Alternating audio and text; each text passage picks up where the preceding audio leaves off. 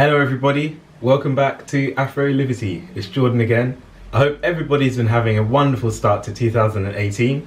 So today I will be talking to you about carbohydrates, or as I will refer to from now on, just carbs, because that's what everybody knows them as.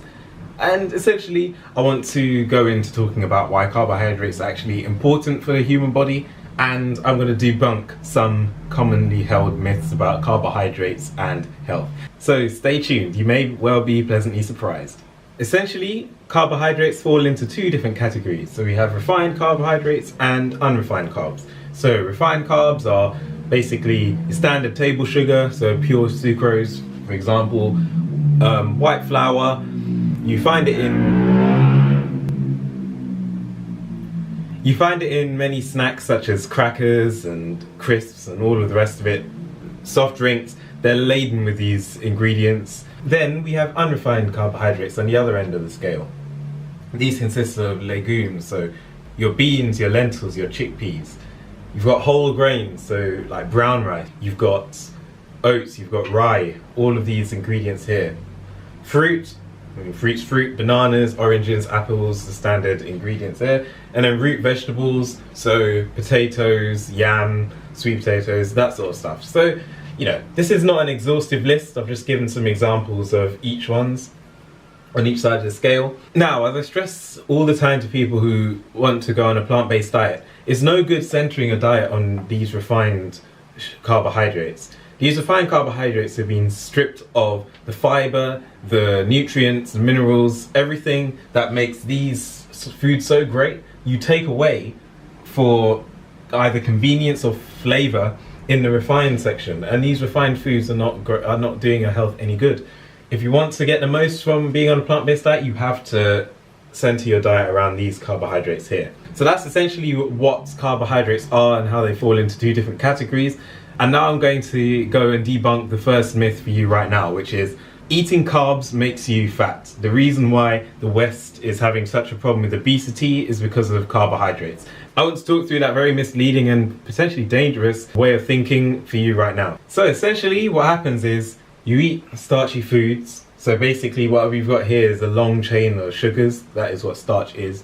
And when you digest it in your body helps to break down those starches into simple sugars. So, you know, the likes of glucose, sucrose, etc. Now these sugars then get absorbed into the bloodstream. And I think the general consensus of most people is that we understand this stage, but then what happens after that is where a lot of the problems start to arise, and where this sort of low carb rhetoric comes from, and where a lot of the scaremongering regarding carbohydrate consumption actually comes from. So let's look into it a bit further. So next, what happens is these sugars, of course, they get absorbed through our intestines and wherever else to get into the bloodstream. And this happens normally after a meal. So the body does what it does best. The pancreas releases insulin. And this insulin goes into the bloodstream. And what it does is it helps to store this sugar within the body.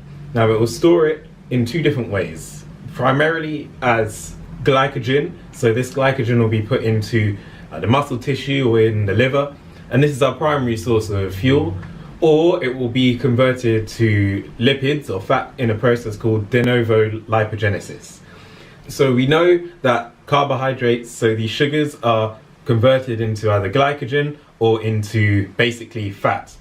And now the thing is, how much of that is really converted into fat? Because I think that's where people often get the problem. They start to avoid really healthy foods. They avoid whole grain breads and they avoid whole grain pasta because carbs are bad. Carbs are going to make me sick. Carbs are going to give me diabetes. Carbs are going to make me overweight. Well, is that really true? Now, we've known since 1985 in a study in the American Journal of Clinical Nutrition, where they gave 6 men basically each meal had over 500 grams of carbohydrates, half a kilo of carbohydrates in a single meal. Of course, they still had the fats and protein and other components because, you know, they didn't give them just pure sugar, but 500 grams of carbs. For those people who love their low carb diets, they would run to the hills when they saw that number. So they gave them that much. So anyway, they looked at how the body metabolized this, and the results were startling. So de novo lipogenesis, after this happened, they found that about 9 grams of that 500 grams of carbohydrates has turned into fat. Only 9 grams. That's less than 2% of the actual carbohydrates that they ate. However, once they factored into account the body's natural metabolism and how even with glycogen, our primary sort of fuel source, some fat will still be oxidized and metabolized, they essentially found there was no net change in fat in the body. This is very clear evidence, as well as many other papers, that consuming carbohydrates is not the reason why we have problems with obesity in the West nowadays. The problem, sadly, is the overconsumption of animal products, animal fat and animal protein. This same paper also shows that if you essentially look at the adipose tissue of somebody, so the fatty tissue, you can basically tell what their diet is. The fat that we eat is essentially very easy for the body to just put into its storage, because we cannot, unlike with carbohydrates where we can convert carbs into fat, although it's a very, very small amount, and it only does that when all of your glycogen is all your glycogen stores are saturated. Every cell that can store glycogen has to be full, and then you start to make fat. But bearing in mind, this is a very taxing process for the human body. It is extremely wasteful to convert carbohydrates into fat, which is why it doesn't really happen.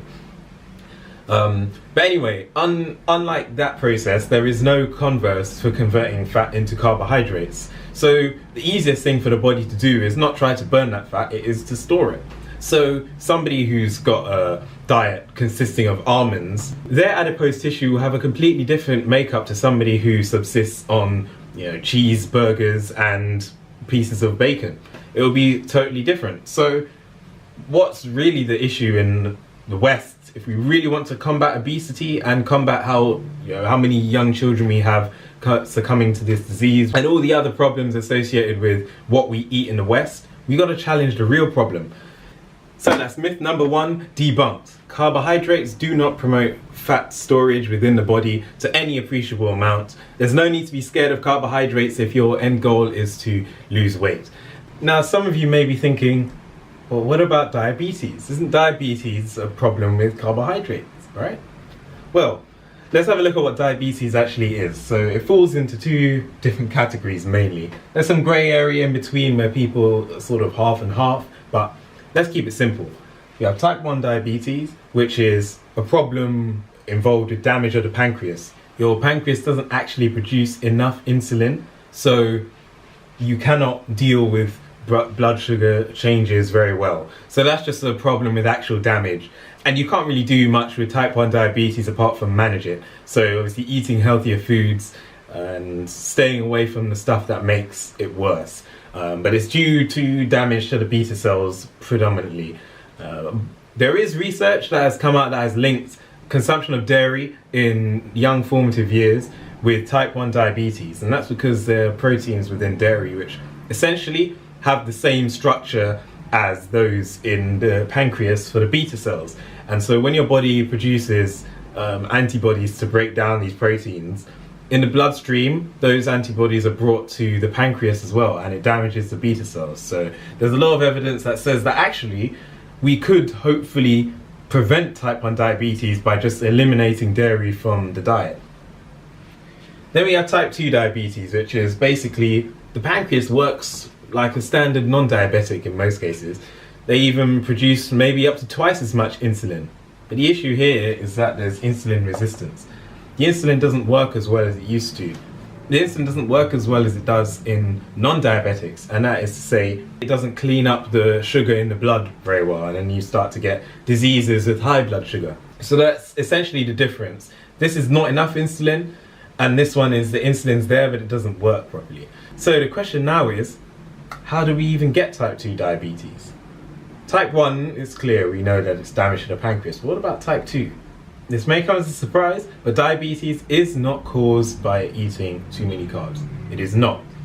The cause of diabetes is lipid toxicity, so too much fat basically in the body. So how does it work? Essentially, when we have diets that are predominantly very high in animal fats, so saturated fat, the kind of fat that we really don't want to be having, this can effectively accumulate around our muscle cells. So this is like a muscle cell, and here's what we call the intramicellular lipid, that sort of black layer I've coloured in there. Now, when you've got too much of that fat around your body, it accumulates, and the intramicellular lipid, that layer gets thicker and thicker and thicker. Now, when we have insulin trying to put glucose into the muscle cells to store as glycogen, all of this fat essentially acts as a buffer to stop the insulin working as well. So the insulin's trying to open the cell, trying to put the sugars in there, but it can't do it. And over time, with this increase of fat and as a long-term disease, this is what causes excess sugar to be floating around in the body. And there's also a compound effect, which I'll move on to in a minute. So basically, what happens in most people is when we're sleeping or at any other stage of long-term fasting, when the blood sugar is not being determined by what we've just eaten, then obviously insulin is low. So the liver can then respond. And earlier, you know how I said how glycogen is stored in the liver? Well, that glycogen is then converted back into sugar so that we can still fuel our body's metabolism and fuel our brain, because it still needs a load of sugar although we're sleeping, etc., etc. So it puts it back into the bloodstream, and then we keep on flowing until the morning when we have our breakfast, we have our next meal, then insulin rises and then cuts off this signal to the liver, and so the liver can then stop putting more sugar into the blood. However, the problem comes when we've got too much fat in the body, and it can actually spill over to the liver. And I'll show you what happens in that case. The problem now arises when the liver becomes fatty. The same way as insulin resistance can develop due to the muscle cells being too fatty, the same can happen with the liver. So in this loop, the cutoff is high insulin. So again, we wake up in the morning and we eat our breakfast. So similar to what I said earlier, we eat food and it's broken down and it's fed into the bloodstream. So the insulin from the pancreas is secreted into the bloodstream, and we basically start the process of putting this sugar for storage as glycogen. So, however, this increase in insulin is supposed to stop this from happening. This bit here is supposed to break off once insulin in the blood rises, because it tells the liver, hey, we've just got some food, you don't need to keep providing us with more sugar, we've got enough in the food. So it stops. But the problem with the fatty liver is that it doesn't detect insulin as well. So the insulin levels could be sky high. According to the liver, it doesn't quite reach that cutoff point. If somebody shone a torch in your face, you would close your eyes to protect yourself from taking in any more light. But if there was something in front of your eyes, let's say a piece of paper, you would register the light as not being so bright. So you don't close your eyes. It's the same with the liver. It doesn't recognize that the insulin's that high, so it keeps on pumping more sugar into the bloodstream, although we've already got enough from our food. So because sugar has now risen by even more, the pancreas starts making more insulin to try to combat that. And we end up with this vicious cycle, up until the point, of course, the liver can't produce any more sugar. But the issue is that now we've got way too much insulin and way too much sugar in the bloodstream. And it comes from insulin resistance caused by too much fat in the liver. Once the liver cells are fully saturated with the fat, it can also spill over to the pancreas, makes the pancreas less sensitive, and even that can have issues on the amount of insulin produced. So really and truly, diabetes has to be tackled by eliminating animal products in the diet. And the science shows that. And I think you'll be pleasantly surprised by some of the results I'm about to go through right now. And another thing I forgot to mention earlier when talking about insulin and how that is raised by what we eat, it isn't just carbohydrates that raise insulin levels. Animal protein also does. Proteins are insulinogenic. So when we control for calories, so the same number of calories in each of these foods, beef causes a higher rise in insulin than whole grain pasta, cheese higher than white pasta, and fish a higher insulin spike than in porridge. So people who are concerned about insulin should really be staying away from these animal foods for that reason as well. The insulin spikes and high insulin levels are problematic as well. So if you are diabetic, this is not something that is about regulating just the amount of simple or refined carbohydrates. It's also making sure that you're not eating a lot of animal proteins, because these can really send your insulin out of measure. So that is something to really be mindful of. Here, a statement: high carb diets, so whole food plant-based diets, high carbohydrate, high fiber, low fat, have the potential to reverse type 2 diabetes. In 1979, which was one of the earliest trials of this, a certain Dr. James Anderson in the American Journal of Clinical Nutrition put patients on this diet. So took 25 type 1 diabetics and 25 type 2 diabetics and put them on this experimental diet. So 70% calories from carbs, 9% from fat, and 21% from protein. That figure there is slightly rough. It doesn't include fiber. It would cause this number to go up ever so slightly, but this is basically the split of calories. And then this is the control diet, so pretty much very close to what the standard person in the West eats today. So 43% carbs, 37% fat, and 20% from protein.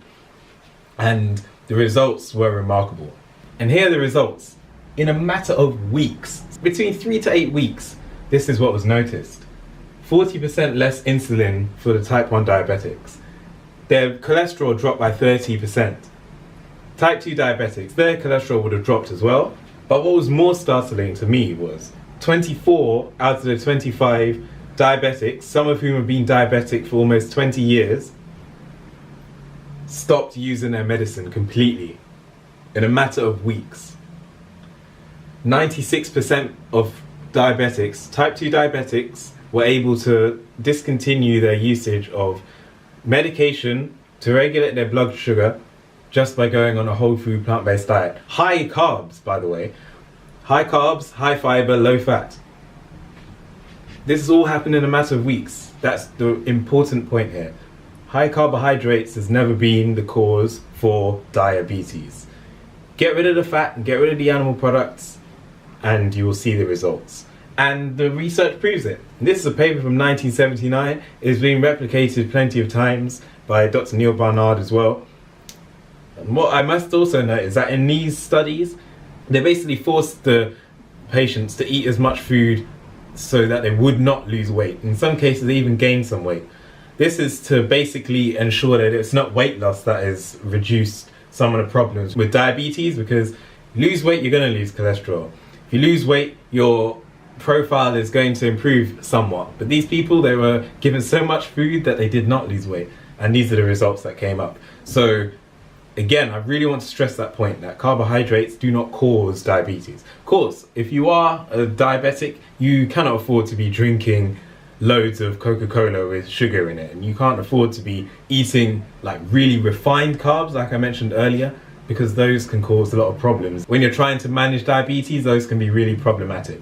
But as long as you stick to the unrefined carbohydrates, there is absolutely nothing to worry about. And these diets, which were plant-based, full of grains, full of veg, full of fruit, they helped either manage or completely get people off their medication. So I think the evidence speaks for itself.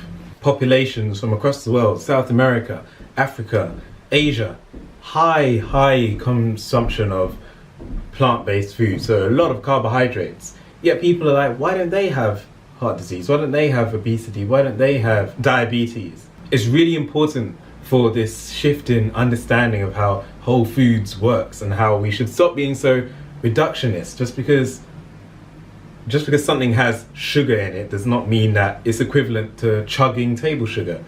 Just like saying, oh, you know, my banana has got a trace amount of fat, which means, oh, it's as bad as eating a pork chop. No.